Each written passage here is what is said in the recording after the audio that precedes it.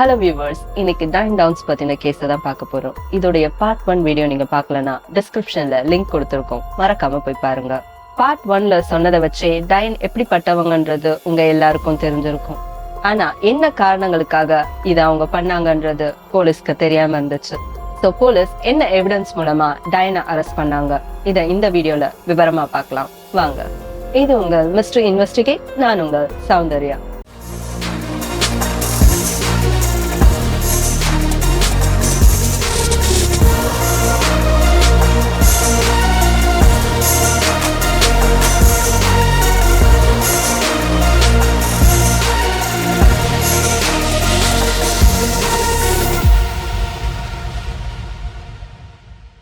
Police ஒரு பக்கம் விசாரிச்சுட்டு இருக்க, டயன் தொடர்ந்து நிறைய மீடியாக்களுக்கு இன்டர்வியூ கொடுத்துட்டு வந்துட்டு இருக்காங்க.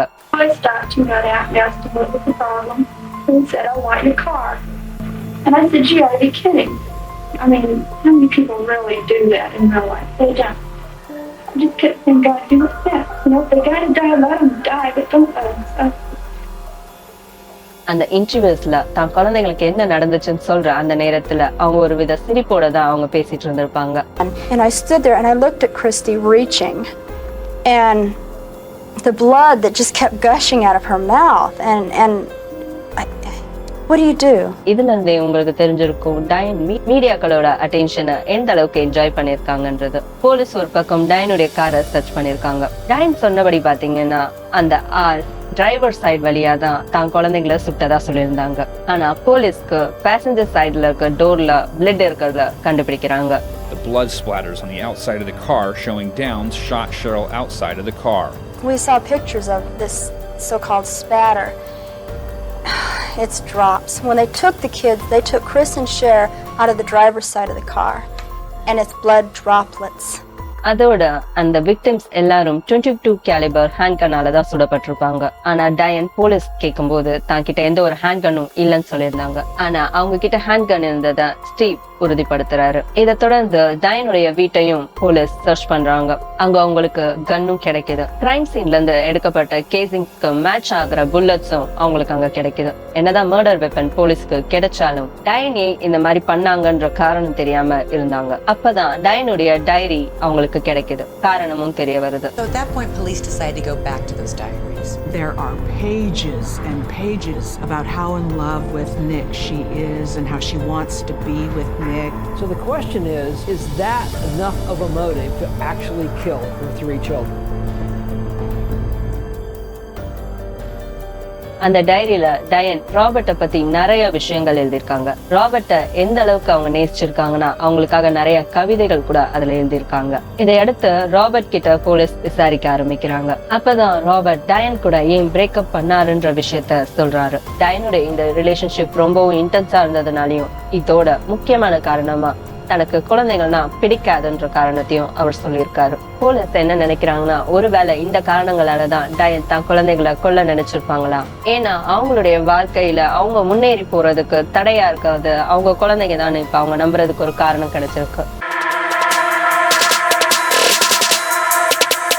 இதனால போலீஸ் இந்த கோணத்துல விசாரிக்க ஆரம்பிக்கிறாங்க. அப்ப அவங்களுக்கு நிறைய திடுக்கிடும் தகவல்கள் தெரிய வருது. போலீஸ் ஸ்டீவ் கிட்ட ஒரு தாயா டயன் எப்படிப்பட்டவங்கன்னு கேட்டிருக்காங்க. அதுக்கு அவர் சொன்ன பதில், குழந்தைகள்னாலே டயனுக்கு பிடிக்காதுன்னு, எந்த காலத்திலயும் குழந்தைகள் மேல எந்த ஒரு அக்கறையோடையும் டயன் இருந்ததில்லைன்னு ஸ்டீவ் சொல்லியிருக்காரு. இதை தொடர்ந்து போலீஸ் டயனுடைய நெய்பர்ஸ் கிட்டையும் விசாரிக்கிறாங்க. அப்பதான் அவங்களுக்கு இன்னொரு விஷயமும் தெரிய வருது. டயன் வேலைக்கு போற நேரத்திலயும் மத்த ஆண் நண்பர்களோட வெளியே போற நேரத்திலயும் அவங்களுடைய 3 குழந்தைகளையும் யார் பார்த்துட்டு இருப்பாங்கன்ற ஒரு கேள்வி எழும்ப ஆரம்பிக்குது. அந்த 3 குழந்தைகளும் பாதி நேரம் டயனுடைய பேரண்ட்ஸ் வீட்லயும், மீதி நேரம் அவங்களுடைய அப்பாவோட வீட்லயும், பல நேரங்கள்ல அவங்களோட ஃபர்ஸ்ட் சைல்டான கிறிஸ்டியோட பொறுப்புல மத்த 2 சின்ன குழந்தைங்களையும் அவங்க தனியாவே வீட்டுல விட்டுட்டு போயிருக்காங்க. ஷெரில் அவங்களுக்கு ஒரு 6ல இருந்து 7 வயசு இருக்கும்போது தன்னுடைய நெய்பர்ஸ் கிட்ட டயனோட இருப்பது ரொம்ப பயமா இருக்குன்னு சொல்லியிருக்காங்க. இதுவும் போலீஸ்க்கு தெரிய வருது. இதெல்லாம் தொடர்ந்து போலீஸ் மேலும் விசாரிக்கும் போதுதான் டயன் வாடகை தாயாகணும்னு முடிவெடுத்த நேரத்துல அதோட எவாலுவேஷன்ல 2 தடவை ஃபெயில் ஆனதும் தெரிய வருது. அதுல ஒரு எவாலுவேஷன் ரிப்போர்ட்ல அவங்க சைக்காட்டிக்னு மென்ஷன் ஆகி வந்திருக்கு. போலீஸ் டயனுக்கு எதிராக இவ்வளவு சாட்சியங்களையும் ஆதாரங்களையும் திரட்டிட்டு வந்துட்டு இருக்கும் போது கூட டயன் தொடர்ந்து மீடியாக்களுக்கு பேட்டி கொடுத்துட்டு இருந்திருக்காங்க. The gun kept firing and firing and firing, and it was monotonous. It just kept going. It was like a slow motion picture. When he swung around, he was pointing. When he swung around, it hit the tips of my fingers. The gun hit the tips of my fingers, and that snapped me. And I went, wait a minute. I'm not trapped by society. I don't care if he is bigger. If I stand here and I say, yeah, here, take the keys. I mean, there's nothing I can do. You win because you have the gun. My kids are going to die. And I'm not going to let my kids die. And so instead of giving him the keys, I feigned throwing the keys. He did not take time to point the gun and shoot me, obviously, because he would have shot me the same way he did the kids. When he was swinging in the direction of the keys, firing the gun, he hit my arm. அவங்க சொல்ற எல்லா விஷயத்தையும் பொதுமக்கள் நம்பிட்டு இருக்கதா டயன் நினைச்சாங்க. ஆனா கூடிய சீக்கிரமே மக்களுடைய ஆதரவு அவங்களுக்கு எதிரா மாற ஆரம்பிச்சது. போலீஸ் மறுபடியும் டயனை இன்ட்ராகேஷனுக்கு கூட்டிட்டு வராங்க. இந்த தடவை கொஸ்டினிங் 2 மணி நேரம் நடக்குது. நிறைய பொய் சொல்லியிருந்த காரணத்தினால எல்லாத்தையும் அவங்களால ஞாபகம் வச்சுக்க முடியலன்னு நினைக்கிறேன். நிலைமை கை மீறி போக ஆரம்பிக்குது. You've changed it by saying that this guy knew you now, he knew your tattoo, he knows about you, he threatened you. That's a hell of a change from what you said the first time around. There was no reason for you not to say that at the very beginning. Okay. No reason in your mind. When I have one man sitting here looking at me with a face of stone, I have another man over there smoking a cigarette 90 miles an hour and tasting. You're not my best buddies. I wouldn't go drinking with you, that's for sure. Do you feel guilty about what you did, Diane? No. I didn't do anything wrong, and I wouldn't change it if I could. My kids and I always took the back road. Try and find out who shot your kids. And if it was And you, I'm that's the way doing what it I was. can. If it's you, you're going to take the fall for it. If I it wasn't agree. you, then I'm going to quit this job. The interview went for approximately 2 hours, and towards the end there, her frustration level was rising. I'll make you a deal, okay? Next time I remember something, yeah. You can find the guy yourself, because I know I didn't do it. And you can chase your little tails for the next 20,000 years if that's what it takes. You don't like my help, you can get. You're real confident in yourself, aren't you? I know that I didn't do it. Diane thought that she was too smart for us and that there wasn't anything that could trip her up. Come on, Diane. It's your turn at bat. Since you guys seem to think that I should have brought Diane with me, I will get him myself, because I know who did it. You do know who did Yes, I do. I damn sure do. it. You know him by Yes, name? I do. Yes, I do. Yeah. You saw him shoot your kids. Yep. It's pretty important. And I saw him grab my arm and yank my arm out and shoot my arm and say, now try to get away with it. And I'm leaving because I know who did it. Bye. The time is now 17:46, and Diane is just departed the office. We're concluding the tape. இப்ப அவங்க சொல்ற இந்த கதையில அன்னைக்கு ஒருத்தர் இல்லைன்னு மொத்தமா 2 பேர் இருந்தாங்கன்னு, அதுல ஒருத்தருக்கு தன்னுடைய பெயர் மற்றும் தன்னுடைய டாட்டூவை பத்தி தெரிஞ்சிருந்துச்சுன்னு சொல்றாங்க. சோ போலீஸ் அப்ப உங்களுக்கு அந்த ஆளை பத்தி தெரியும்னா அவரை பத்தின விவரத்தை சொல்லுங்கன்னு வற்புறுத்துறாங்க. ஆனா டயனுக்கு ரொம்பவும் கோபம் வருது. அந்த இன்ட்ராகேஷன்ல இருந்து பாதியிலேயே அவங்க கிளம்பி போயிடுறாங்க. இந்த கட்டத்துல மக்களுக்கு இவங்க மேல இருந்த நம்பிக்கை முற்றிலுமா மாறி போகுது. போலீஸும் இவங்க பண்ண தப்புக்கு இவங்களுக்கு தகுந்த தண்டனை வாங்கி தரணும்னு முடிவு பண்றாங்க. என்னதான் அவங்க கிட்ட மர்டர் வெப்பன் ரீசன் எல்லாம் இருந்தாலும் அன்னைக்கு நடந்ததை சொல்லக்கூடிய ஒரு முக்கியமான ஐ விட்னஸ் தான் அவங்களுக்கு தேவைப்படுது. அவங்க தான் கிறிஸ்டி. ஆனா கிறிஸ்டி மனசளவுல ரொம்பவே பாதிக்கப்பட்டிருந்தாங்க. தான் கண்ணு முன்னாடி தன்னுடைய சகோதர சகோதரிகள் இறக்குறத பார்த்த கிறிஸ்டிக்கு அதுல இருந்து மீண்டு வர ரொம்ப நாள் ஆயிருக்கு. சோ கிறிஸ்டி கிட்ட இருந்து வாக்குமூலம் வாங்குறதுக்கு முன்னாடி அவங்க தெரபிஸ்ட் மூலமா அவங்களுக்கு ட்ரீட்மெண்ட் கொடுக்க ஆரம்பிக்கிறாங்க. அதுல அவங்களுடைய தெரபிஸ்ட் கிறிஸ்டி கிட்ட ஒரு பேப்பரை கொடுத்து அதுல அன்னைக்கு அவங்கள யார் காயப்படுத்தினாங்களோ அவங்களுடைய நேமை எழுத சொல்றாரு. அந்த பேப்பரை அங்க இருக்கக்கூடிய ஃபயர் பிளேஸ்ல போட சொல்றாரு. இதே மாதிரி ப்ராசஸ் தொடர்ந்து நடந்து வந்து இதை ஏன் தொடர்ந்து செய்யறாங்கன்னா, ஒரு நாள் அவங்க பயம் போய் அதை சொல்லக்கூடிய தைரியம் அவங்களுக்கு வரும்ன்றதுக்காக தான் இதை செய்ய சொல்லிருக்காங்க. அந்த ஒரு நாளும் வருது. கிறிஸ்டி தன்னுடைய பேப்பரை தெரபிஸ்ட் கிட்ட காட்டுறாங்க. அதுல மை மாம் அப்படின்னு எழுதிருக்கு. இதை தொடர்ந்து கிரைம் நடந்து 9 மாதங்களுக்கு பிறகு 1984 பிப்ரவரி 28 டயனை அரெஸ்ட் பண்றாங்க. டயன் மேல ஒரு கொலை மற்றும் 2 கொலை முயற்சிக்கான சார்ஜஸ் ஃபைல் பண்ணப்படுது. இப்ப கிரைம் நடந்து 9 மாதங்களுக்கு பிறகு மறுபடியும் மீடியாவோட அட்டென்ஷன் டயன் பக்கம் திரும்புது. அவங்க அரெஸ்ட் பண்ண பிறகும் அவங்களுக்கு எந்த ஒரு பதற்றமோ பயமோ இல்லைன்னு தான் சொல்லணும். கேமராக்கு சிரிச்சிட்டும் கையசைச்சிட்டும் அவங்க எதுவுமே நடக்காதது போல நடந்துட்டு இருந்திருக்காங்க. 1984 மே 10 கோர்ட்ல இந்த வழக்க விசாரிக்க ஆரம்பிக்கிறாங்க. டயன் கோர்ட்ல நிறுத்தப்படுறாங்க. அப்ப அவங்க கர்ப்பமாவும் இருக்காங்க. ஆமா, டயன் மறுபடியும் கர்ப்பமா இருக்காங்க.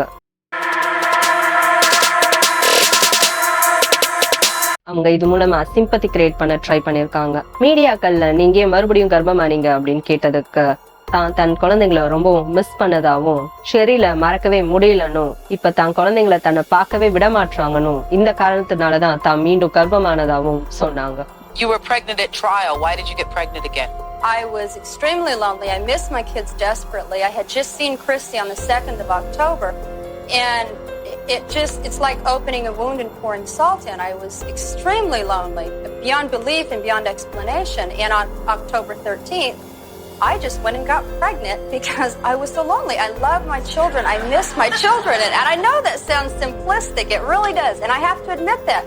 And that's why I say there's so much more feeling inside than I can give in 2 minutes. டயன் court ரூம்லயும் ரொம்பவே தைரியமா தான் இருந்திருக்காங்க. அவங்க இதுல இருந்து ரொம்பவே எளிதா வெளியே வந்துடலாம்னு நினைச்சிருப்பாங்களோ என்னவோ. இதனால போலீஸ் ஒரு கஷ்டமான முடிவு எடுக்கிறாங்க. கிறிஸ்டிய டயனுக்கு எதிராக கோர்ட் ரூம்ல சாட்சி சொல்ல வைக்கிறாங்க. கிறிஸ்டிக்கு அது ரொம்பவே கடினமான தருணம் தான் சொல்லணும். இதை எப்படி அவங்க செய்ய போறாங்கன்னு எல்லாரும் ரொம்பவே பயந்துட்டு இருந்தாங்க. ஆனா கிறிஸ்டி ரொம்ப தைரியமாவே அன்னைக்கு என்ன நடந்ததுன்றத எல்லார் முன்னாடியும் கோர்ட்ல சொல்ல ஆரம்பிக்கிறாங்க. அன்னைக்கு நைட் அவங்க வீட்டுக்கு போயிட்டு இருந்த சமயம் கார டயன் ரோட்ல நிறுத்தினதாவும், இறங்கி போய் தன்னுடைய ட்ரங்க்ல இருந்து ஏதோ ஒரு பொருளை எடுத்துட்டு வந்ததாவும், முதல்ல ஃப்ரண்ட்ல இருந்த ஷெரில சுட்டதாவும், பிறகு பின்னாடி இருந்த டேனியை சுட்டதாவும், அதுக்கப்புறம் தன்னையும் சுட்டதாவும், இது முடிஞ்ச பிறகு டயன் அவங்களோட கையில அவங்களே சுட்டுட்டு அதுல ஒரு டவலை கட்டிட்டு ரொம்பவே பொறுமையா தான் ஹாஸ்பிட்டலுக்கு வந்து சேர்ந்தாங்கன்ற விஷயத்த கிறிஸ்டி எல்லார் முன்னாடியும் சொல்றாங்க. She had taken the time to carefully wrap her left arm in a towel while she drove to the hospital. Would you do that as a mother? I wouldn't put a towel on my arm. I'd put it on them as a tourniquet, rip it apart. இதை தொடர்ந்து டயன் was guilty அப்படின்னு கோர்ட்ல தீர்ப்பாகுது. அவங்களுக்கு ஆயுள் தண்டனையும் கிடைக்குது. என்னதான் நீதிமன்றத்துல டயன் குற்றவாளின்னு நிரூபணம் ஆனாலும் தான் நிரபராதி தான்ட்டு அவங்க இன்னமும் சொல்லிட்டு வந்துட்டு இருக்காங்க. அவங்க ஜெயிலுக்கு போறதுக்கு முன்னாடி அவங்களுக்கு ஏமி எலிசபெத்ன்ற இன்னொரு குழந்தை பிறக்குது. ஏமியை தத்தெடுத்தவங்க அவங்களுக்கு ரிபேக்கான்ற பேர் மாத்துறாங்க. இந்த காலகட்டத்துல டயன் சைக்காட்ரிஸ்ட் கிட்ட ட்ரீட்மெண்ட்டும் எடுத்துட்டு வந்துட்டு இருக்காங்க. ஒரு தடவை 1987 ஜூலைல டயன் ஜெயில இருந்து தப்பிச்சும் போறாங்க. Serving only 3 years in prison, she escaped by scaling over a barbed wire fence. Diane was now on the run and a threat once again, but she says she was looking for the bushy-haired stranger. போலீஸ்க்கு அங்க இருந்து ஒரு clip board மட்டும் கிடைக்குது. So பழைய pencil trace முறைப்படி அந்த பேப்பர்ல என்ன எழுதப்பட்டிருக்குன்றத ட்ரேஸ் பண்ணி எடுக்கிறாங்க. அதுல ஒரு அட்ரஸும் ஒரு மேப்பும் டீடைல்டா இருந்திருக்கு. அந்த அட்ரஸ்ல தான் டயன் ஒளிஞ்சிட்டு வந்திருக்காங்க.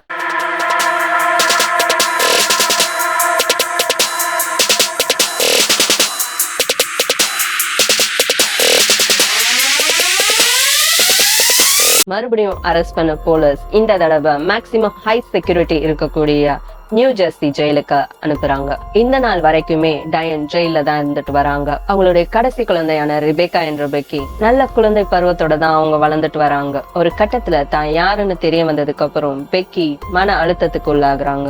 அவங்க வீட்டை விட்டு ஓடுறாங்க. ஸ்கூல் போறதையும் நிறுத்துறாங்க. ஒரு கட்டத்துல டயனுக்கு லெட்டர்ஸ் எழுத ஆரம்பிக்கிறாங்க. இதுல ஆச்சரியப்படுற விஷயம் என்னன்னா டயனும் அவங்களுக்கு பதில் கடிதம் போடுறாங்க. அதுல அவங்க சொன்ன முதல் விஷயமே, வா நீ என்ன மாதிரியே இருக்க. சில காலங்களுக்கு பிறகு பெக்கி செல்ஃப் எவாலுவேஷன் மூலமா என்னதான் டயன் தன்னுடைய பெற்ற தாயா இருந்தாலும் எந்த விதத்திலயும் தான் அவங்கள மாதிரி இல்லைன்னு முடிவுக்கு வராங்க. பெக்கி கடின உழைப்பால அவங்களுடைய வாழ்க்கையை சீர் செஞ்சுக்கிறாங்க. இப்ப அவங்க பையனான கிறிஸுக்கு நல்ல அம்மாவாகவும் இருந்துட்டு வராங்க. இப்ப குழந்தைகளுடைய சுகாதாரம் மற்றும் ஒழுக்கம் ஒருங்கிணைப்பாளராகவும் பணிபுரிஞ்சுட்டு வராங்க. டயனுடைய மத்த குழந்தைகளான கிறிஸ்டி மற்றும் டேனி இந்த வழக்குடைய ப்ராசிக்யூட்டரான ஃப்ரெட் யூகி என்பவரை தத்தெடுத்துக்கிறாரு. டேனிக்கு முதுகு தண்டு ஏற்பட்ட காயங்களால அவரால் மறக்கவே முடியல. கிறிஸ்டிக்கும் இந்த இன்சிடென்ட்ல இருந்து அவங்க திக்கி பேச ஆரம்பிக்கிறாங்க. இருந்தாலும் இப்ப அவங்க 2 பேருமே மீடியாக்களோட அட்டென்ஷன் இல்லாம நிம்மதியான வாழ்க்கைய வந்துட்டு இருக்காங்க. சோ நான் ஏன் இப்ப அவங்க குழந்தைகளை பத்தி இவ்வளவு விவரமா சொல்றேன்னா, இவ்வளோ கஷ்டங்களுக்கு அப்புறமாவும் இப்படி ஒரு இன்சிடென்ட் நடந்ததுக்கு பிறகும் கூட அவங்களோட வாழ்க்கைய சீர் செஞ்சு அவங்க கொஞ்சம் நிம்மதியா வந்துட்டு இருக்காங்க. அவங்களால அது முடியும்னா நம்மளாலையும் அது முடியும். ஸோ நமக்கு வாழ்க்கையில எவ்வளவு பெரிய கஷ்டங்கள் வரட்டும், எவ்வளவு பெரிய பிரச்சனைகள் வரட்டும், அதை ஃபேஸ் பண்ண கத்துக்கோங்க. கொஞ்ச நாள்ல அதுவும் கடந்து போகும். So be positive, stay safe out there. மீண்டும் ஒரு இன்ட்ரெஸ்டிங்கான ட்ரூ கிரைம் ஸ்டோரியோட இது உங்கள் மிஸ்ட்ரி இன்வெஸ்டிகேட். நான் உங்கள் சௌந்தர்யா.